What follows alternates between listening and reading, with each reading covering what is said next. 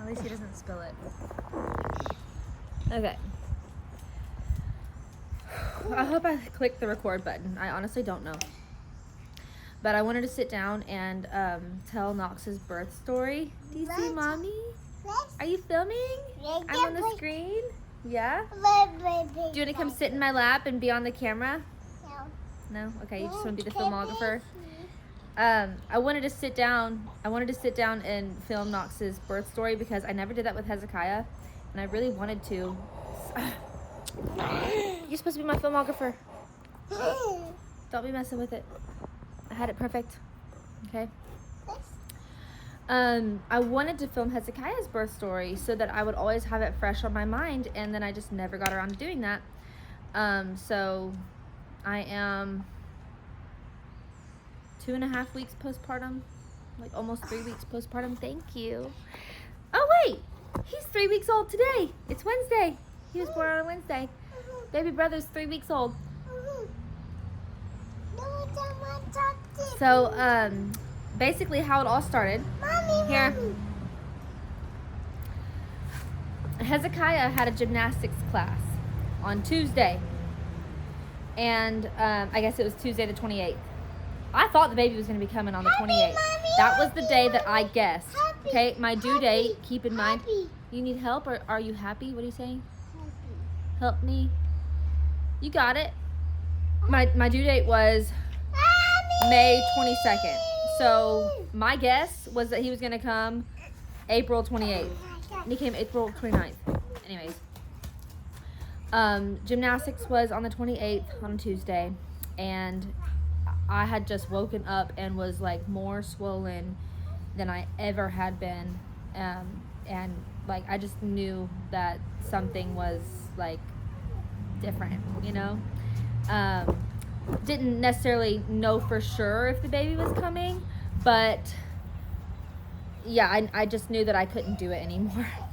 So we get out of gymnastics. And I start like praying, like just like a quick little like talking to God moment. And I was like, I can't do this anymore. I'm sitting there with my feet elevated. My mom is having to watch Hezekiah because I'm just like so out of it.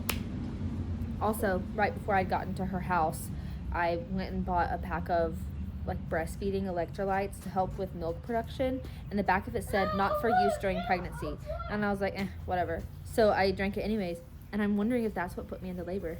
But anyways, so yeah, I was just like out of it, sitting on the couch, and I said, Mama, I can't go home. I think I have to spend the night at your house. Sorry to Maple, sorry to Vader. They just were left in the backyard. And my sister was going to have to take care of them because I was just so out of it and swollen. I felt awful. And sure enough, in the night, well, let me preface by saying Isaac's like on his travel job. Like he's an hour and a half away from me. And so it was just such a God thing that I was feeling that way, and I was already at my mom's house and I spent the night with her. Because otherwise I would have had to drive myself to the hospital, you know? But yeah, so my water broke at like 1 a.m., I think. And I was just like laying in bed from acid reflux. I was already awake, and then I just felt it kind of like pour out, and I was like, oh, I think my water just broke. And I called Isaac and woke him up immediately and was like, hey, my water just broke. I figured you'd want to know, but I'm not going to head straight to the hospital. I really want to try to get some rest, because I knew going into a labor and delivery in the middle of the night was going to be really hard, especially not getting sleep after that, you know, with the newborn. So he was like, you're crazy. I'm coming down there right now. You need to go to the hospital. And then my dad woke up and he came in there and he was like, the internet says you don't have to go to the hospital as long as like you're this far along or whatever. I think I was like 36 weeks and 4 or 5 days at that point. And so he was just like, we're gonna all go back to bed now, Isaac. And Isaac was adamant, go to the hospital, go to the hospital, go to the hospital. So about 15 minutes after the water broke, I was starting to feel the contractions come, and I said, okay, Isaac, I think you might be right. We'll go to the hospital. Like, if you would rather me do that, whatever. I still was thinking he was crazy because I was like, I just need to get some sleep. But anyways, I went to the hospital. Are you doing okay? I went to the hospital, and like they were super chill. Like, literally told them my water broke, and they're like, someone will be down here to get you in a second. What? Maple's over there. She's smelling in the grass. You can go blow those little flowers, the dandelions. Oh gosh, he's getting down like a dog on his hands and knees. With Hezekiah though, I went to the hospital and I was like, hey, I think I'm like in labor, whatever. And they were like, the triage room's upstairs that way, whatever. And I just had to walk up there myself. Like, it was so weird. I literally didn't know where I was going, and I got lost and had to like ask directions a couple times to find the triage room with Hezekiah. At least they wheeled me up this time. Huh? What are you looking for? What are you looking for? Can I help you in just a minute? Okay, how about you try to go find the pins that you lost earlier? And then you bring them to me, and then I'll help you. So Isaac gets there. My dad was waiting in the meantime, and then Isaac swapped out, you know. And they were just like not super confident that I was going to be having the baby anytime soon. And they were like, yeah, we're just going to monitor you like, you know, every couple hours, whatever. And keep in mind with Hezekiah, I didn't feel my contractions up until they broke my water. And I was 5 centimeters dilated. So I was feeling the contractions this whole time for the first time, even though it was my second child. You found the pins. How come you didn't find the pins earlier when I was asking for them? So you knew where they were? What is Maple doing? I lost my train of thought. She's climbing up? Can you climb up?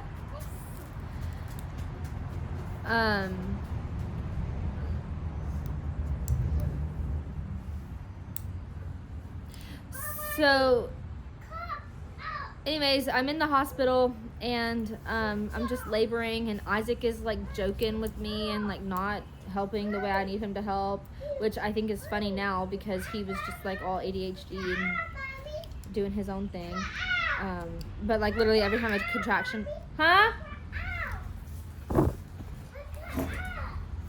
You climb up. Please be careful.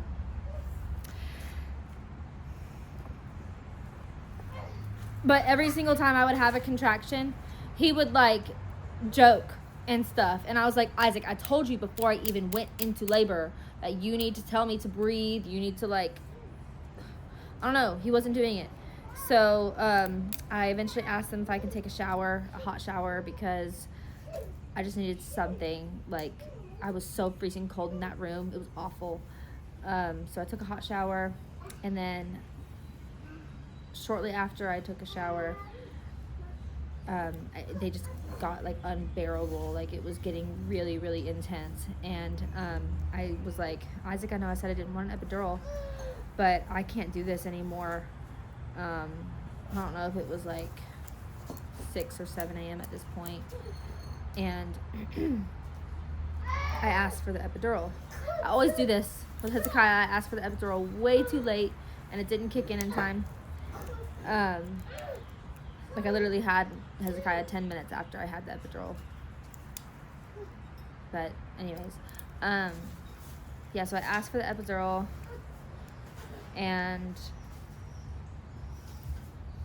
that was when someone from our church who worked at the hospital came in to say hey to me, and I think she and Isaac both like could see that I was just really struggling and in a lot of pain. And so Isaac said, can you please check her dilation before 7, 8, 9, 10, 8? Can you please check her dilation again before y'all do the epidural, like, just so she knows how far along she is? Or, like, I think she's further along than y'all are saying. Huh? Can you get 3? And, they checked the dilation, and the whole time I was having contractions this go around, I was, like, wanting to throw up. Every contraction wanting to throw up. So when they leaned me back to check the dilation, and then I sat up again, I was like in the middle of having a contraction, and all that movement, I guess, made me throw up. And I leaned over and I said, I'm about to throw up, and I just got sick on Isaac. And he literally had just enough time to go into the bathroom and like change his pants. And the only reason he had pants was because he was just coming back from Atlanta. From his travel job. Huh? 8, 9? Oh, what about 10? So he had just enough time to change his pants. They checked my dilation again because after I threw up, I started screaming. And they were like, you just went from a 6 to a 10. Like, it's go time. Literally in a matter of seconds. So highly recommend throwing up on your spouse when you're in labor. It really escalates things. And then I just, like, pushed a couple times. And it probably took like 5 minutes, I think. I mean, I don't know. It was really quick. It wasn't like 2 or 3 pushes. It was like a couple minutes, but still, it wasn't very many pushes. Huh? So it was just a blessing that the person that we knew from the church was there, because it just meant a lot to me. And like it was just God thing all around that she was there, because I think I would have ended up getting the epidural again and then regretting it. And she was just amazing. Like, she was doing what I needed Isaac to do. Oh my gosh, I'm so sorry, Isaac, but that's just how it was. Oh, and then my sister, she was trying to be there for me, and literally walked into the hospital, and they were like, oh, sweetie, she just had the baby like 2 minutes ago. You're too late. And Hannah started crying, and she was like, but she needs me. This is what she wants. I'm not allowed to go up there? And they said, no, like, it's too late. And she just started crying, and they were like, all right, let's let her up there. It's her sister, whatever. So Hannah walks up there, and she shows me her little like check-in sticker, and it's a picture of her like bawling, crying, because she wasn't sure if she was going to be able to come and see me. She was so upset. It was hilarious. So Hannah walks in, and then she starts to pass out, and I thought it was because I was hemorrhaging, and they did that like in the leg, and they did something up my butt, and they did Pitocin. And when I later spoke to my nurse, she said they only had one other thing that they could have done to help, and it would have made me like poop everywhere. So she was like, it's a good thing we didn't have to do that. We stopped hemorrhaging, whatever. And then I think I tore like just itsy bitsy. They didn't stitch me up. So that was good. And it was just like, I mean, aside from throwing up on Isaac, which turned out to be like fine, because he had clothes and it helped me dilate faster. I don't know. It was a good birth experience. I don't know. I don't have any complaints. So thank you, modern medicine. So I didn't die when I started hemorrhaging. I guess that's it. And then he's just been the most peaceful, beautiful baby ever since. We named him Shiloh Knox Mitchell. Shiloh means peace, and we spoke that and prayed that over him. And he really is just such a peaceful, easy little baby.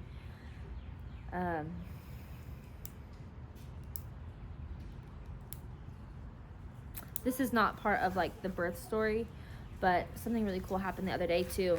And it's just like, I always want to testify, even in small ways, where God has taken care of me and like done such cool, amazing stuff. So it was just yesterday.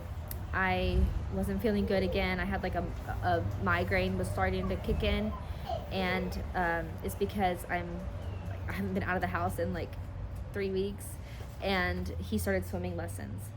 Hezekiah did, and I was out in the sun for like a bit too long, and it just was like messing with my body a little bit. Maybe didn't have enough water or something. So I ended up at my mom's house again, and I'm like, Mama, I'm not driving with this migraine. I have to spend the night again. And like, you would think I'd be super unprepared to spend the night at her house with a almost 3-week-old, and like I'm breastfeeding, and I have all like this stuff is supposed to be at my house, you know, like why would it be at my mom's house? But sure enough, I had pajamas for him.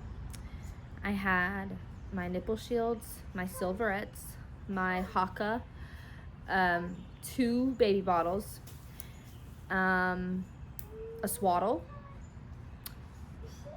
and nipple cream. Like I had everything. Like there was no reason for me to have any of that stuff in my diaper bag. There was no reason for me to have like any like bottles, like a sleeper. I had a sleeper and a swaddle in my bag with me. Like that's crazy. And I think God just kind of like foresaw that happening, and throughout the course of the past couple of weeks, I was throwing things in my bag randomly, and I just had it all with me, and I was ready to go. And my mom had a bassinet, and my phone had a sound machine on it, so it was just God's favor, I guess, in that moment too. So I'm really grateful for all the little ways that are really big ways that God has helped me. It truly feels like, oh my gosh, the other day, a bug flew into my room in the middle of the night. I had just fallen, or everybody was just falling asleep. And I was like, God, I can't with that bug. You gotta kill that bug for me. It was buzzing around. And then as soon as I thought that, it stopped buzzing. It like fell under the bed or something and like was gone. So I said, thank you, God, because my husband's not here, so like you're gonna take care of it for me. Anyways, that's the birth experience and a couple other little things. So yeah. Hezekiah, do you want to say bye-bye? Come here. Bye-bye. Say bye-bye to the camera. Bye-bye, keep it. Bye-bye, keep it. Camera. Bye-bye, camera. Bye-bye, keep it.